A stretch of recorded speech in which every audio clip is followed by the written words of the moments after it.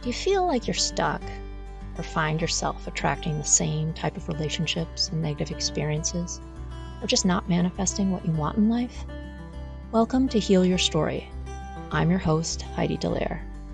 Here we discuss all things life, love, relationships, the relationship with yourself, and the stories we tell about ourselves and others.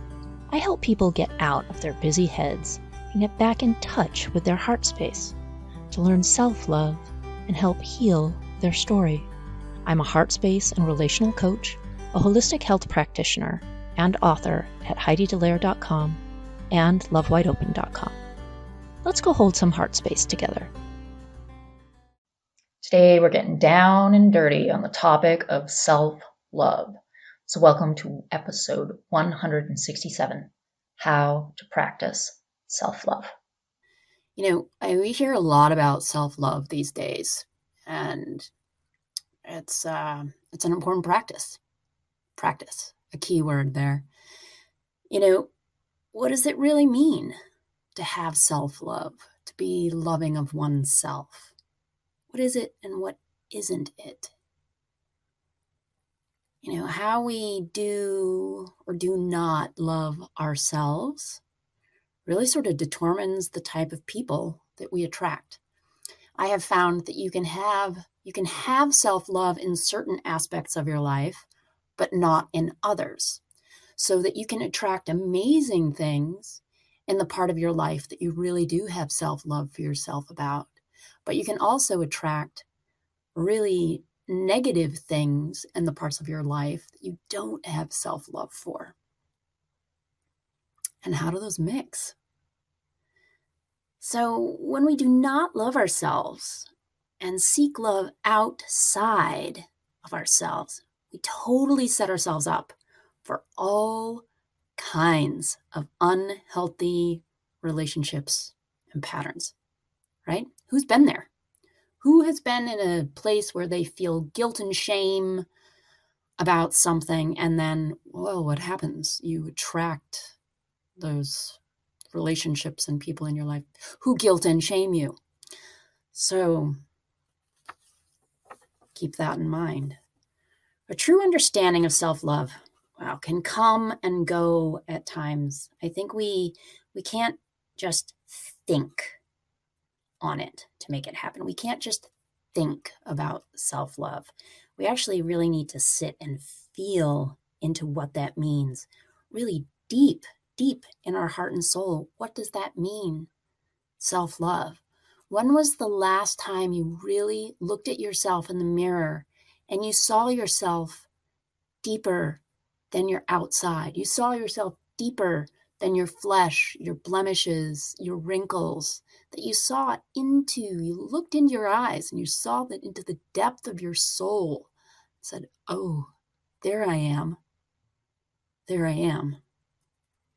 There's no amount of reading blogs or self-help books or you happy emojiing somebody or liking inspirational posters and quotes that's going to get you to an understanding of self-love other than your own journey, right? Your own journey is what brings you to this deep soul level soul love. This practice of self-love totally illuminates our disconnect between our brains and our hearts, and also between our body and our soul. So where does one begin? Where does one begin to find self-love for themselves, or even sort of understand that concept? Well, based on my own journey and the journey of clients and other friends and family and people who I've watched break into the self-love, it takes practice. It's not just something that, you arrive at because you decide today I'm going to love myself. You can't just arrive there and be in a place of full self-love for yourself. You can't just decide to love yourself and become a self-love expert. all of these practices take practice, right? The practice of self-love actually takes practice. And I can speak for myself here when I say it's a journey. And, new doors open up every day along this path for me to shed more light inside of myself. Inside of myself. So what is self-love? It is totally learning to embrace all of the aspects of ourselves. Our light, our darkness, our flaws, our beauty. It's self-love. It's letting go of people and relationships that totally degrade our concept of love for ourselves. It's loving out of a place of love, not a place of fear or need. It's knowing when to walk away from things, situations, and people that are no longer serving us. Self-love can be just knowing and understanding that we are deserving of unconditional love from ourselves and others. Self-love is, it's not being absent of fear, right? It's more of a walking into the fear, walking through the fear with gentleness for ourselves and with grace. I think the practice of self-love also comes down to awareness and being really self-aware.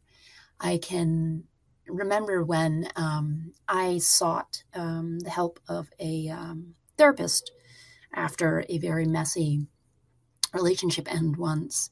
And just a few things got illuminated back to myself that gave me just sort of this aha self-awareness moment. It's that, peeling of a layer of your own onion that you're like, oh, wow, I see this in a whole different light. I see through my own self-awareness what I have been doing to myself to cause me not to love myself, and the choices that I have made to create this, and the choices that I can now make to put me into a better practice of self-love.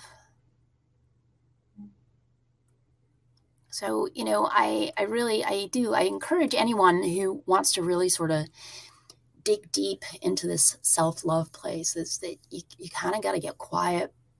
You got to get quiet and reflective and be ready to take responsibility for yourself, your own actions, your own choices, and your own choices of shame and blame on yourself, and then be gentle around it all.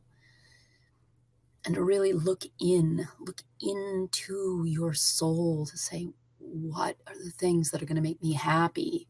What are the things that no longer serve me that I need to let go of so that I can love myself fully? And therefore, when we can stay and stand in a place of self-love, again, it's a journey. This takes practice. That, we're going to mess up. We're going to have moments. We're not perfect. That it's a journey to understanding, oh, well, this moment, that wasn't my best self-love moment. And I'm going to do better for myself, but in a gentle way. I believe it also, well, I know and understand that putting people around you who also embody self-love, like, it just sort of, it radiates off of them. And you're like, wow, that person has really healthy boundaries. Look how they took care of that situation for themselves. Wow, that person had the courage to let go of that job that was sucking the soul out of them. Wow, that person, you hear what I'm saying here. You just really embrace and surround yourself with others who are learning and on the journey of practicing good self-love for themselves. Where are you along this journey of self-love? I would love to know. And please feel free to reach out to me. So today I'm sending love to myself as we go through this topic together. And I'm sending love out to you to say, be gentle with yourself in this practice. And look really deep within yourself to understand the things that, need to be let go of so that you can make room for the things that are supposed to come in. When our own self-love is freely flowing within ourselves, we then get a free flow from other people in our lives. Everywhere we turn, strangers, new people, and the people who already exist in our lives, because we are fully and freely loving instead of grabbing and holding and hiding. All right, get out there. Practice more self-love. So if you're ready to take that next step in your life to get unstuck because the self-love hasn't quite been there, then please reach out to me. You can find me at either HeidiDellaire.com or lovewideopen.com.